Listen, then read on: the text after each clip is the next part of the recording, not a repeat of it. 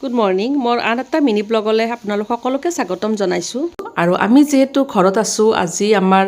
প্ৰাপ্তিৰ অৰ্থাৎ মোৰ ডাঙৰ ছোৱালীজনীৰ জন্মদিন আৰু জন্মদিন উপলক্ষে তাই ৰাতিপুৱাই গা পা ধুইছে ভাবিছোঁ যে ঘৰৰে মন্দিৰ ভাগত শৰাই এখনি আগবঢ়াম গতিকে সৰু ছোৱালীয়ে আকৌ গা ধোৱা নাই দেই তাই হেনো গা নুধুৱে গতিকে দুইজনীয়ে মিলি এয়া ফুল দিছে ভগৱানৰ চৰণত আৰু এখন সৰুকৈ শৰাই আগবঢ়ালোঁ সিহঁতক যাতে ভগৱানে সদায় ভালে কুশলে ৰাখে এইখিনিয়ে কামনা কৰিলোঁ পিছে যিহেতু জন্মদিন জানো পাৰ্টি নহ'লে হ'ব গতিকে মাহীয়েকেই আমাক সকলোকে লৈ গ'ল এখন ৰেষ্টুৰেণ্টলৈ আৰু আমাৰ মাৰ যে কি ফূৰ্তি নাতিনীয়েকহঁতৰ লগত মায়ে আকৌ জোলনাত উঠিছে আৰু আবেলি এটি সৰু সুৰাকৈ পাৰ্টি